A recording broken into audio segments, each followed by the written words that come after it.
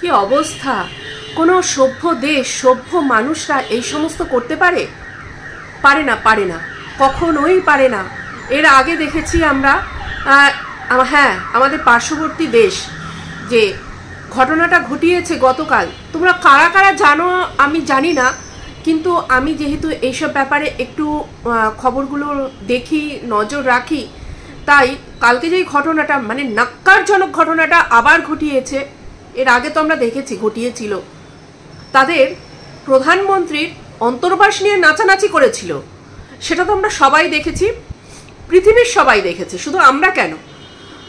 গতকালকেও আবার সেই রকমই একটা ঘটনা তারা ঘটিয়েছে, তারা বীর বাহাদুরের মতন ঘটনা ঘটিয়েছে। কি না, এই যে শেখ মুজিবুর রহমানের বাড়ি, যে সেটা আবার একদম ধ্বংস করে ছেড়ে দিয়েছে, ধ্বংস করে।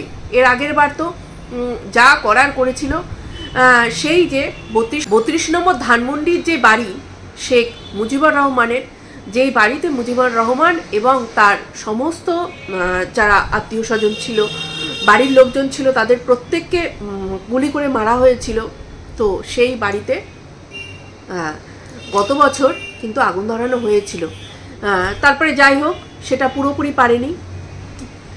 এইবার গতকালকে যেটা হয়েছে, বুলডোজার এনে সেই বাড়িকে ধ্বংস করে দেওয়া হয়েছে, আগুন ধরিয়ে, কেরোসিন ছড়িয়ে আগুন ধরিয়ে ধ্বংস করে দেওয়া হয়েছে। যেখানে যেখানে মুজিবুর রহমানের ছবি, নাম যেখানে যেখানে খোদাই করা আছে, সেইগুলো সব খুঁড়ে খুঁড়ে ভেঙে ভেঙে সমস্তটাই নষ্ট করে দেওয়া হয়েছে। এত রাগ, এত বিদ্বেষ, কি বলবো, এদের মনের মধ্যে এত রাগ, এত বিদ্বেষ ওই মুজিবুর রহমান আর তার পরিবারের লোকজনকে নিয়ে। মানে কেন মনে হয় না যে কেন, কি কারণে? যে ভদ্রলোক তাদেরকে স্বাধীনতা এনে দিয়েছে, তারা বাংলা ভাষায় কথা বলতে পারছে, তারা একটা স্বাধীন দেশ পেয়েছে, আর তাদেরকেই, মানে সেই ভদ্রলোককে, লোকের নামে তাদের এত ভেতরে জ্বলন, এত ভেতরে যে একটা হিংস্রতা, সেটা ফুটে ফুটে বেরোচ্ছে। মনে হচ্ছে না যে কিসের জন্য, কি কারণে। আর অনেকেই বলছে, এগুলো চোখের সামনে দেখতে পাচ্ছি, আমরা এই দেশে বসে দেখতে পাচ্ছি, নানান নিউজ চ্যানেলে দেখাচ্ছে, তারপরে ইউটিউব চ্যানেল এখন আছে সেখানে দেখাচ্ছে। তারপরেও আমাদের কিনা বিশ্বাস করতে হবে ওখানে সব কিছু ঠিক আছে, সমস্ত কিছু ঠিক আছে, সবাই ওই একে অপরের হাত ধরে আছে, তাদের মধ্যে কোনো অশান্তি নেই, কোনো ঝগড়াঝাটি নেই, কিচ্ছু নেই, খুব ভালো আছে। মানে ওই বলে না যে একই ঘরের লোক, তারা একই সঙ্গে আছে, তাদের মধ্যে কোনো অশান্তি নেই, খুব সুখে শান্তিতে তারা বসবাস করছে। মানতে হবে, বিশ্বাস করতে হবে। আপনারা যারা এই কথা বলেন আমাদের এখানে বসে, আমরা সেটা বিশ্বাস করব? কোনো মতেই বিশ্বাস করা যায় না। যেগুলো চোখে দেখছি সেগুলো কিন্তু বিশ্বাস করা যায় না। আপনাদের মুখের কথায় কি করে বিশ্বাস করবো বলুন?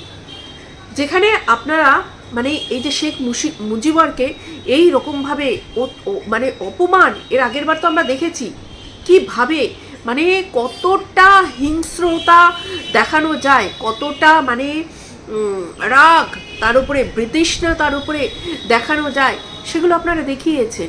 এমনকি তার মূর্তির মাথার উপরে আপনারা টয়লেট করেছেন, এগুলো তো দেখেছি। কোন ভদ্র সমাজের ভদ্র লোকরা এগুলো করে? হ্যাঁ, কি না, কি দোষ তার, কি দোষ? আপনাদের একটা স্বাধীন দেশ দিয়েছিল, বাংলায় কথা বলতে পারছেন, তারই জন্য এটা আপনাদের ভালো লাগেনি? হ্যাঁ, কি কারণে? না, আপনাদের ভাইয়ের সঙ্গে মানে সম্পর্ক একদম কেটে দেওয়া হয়েছিল। আপনাদের ভাই কাকে মানেন আপনারা?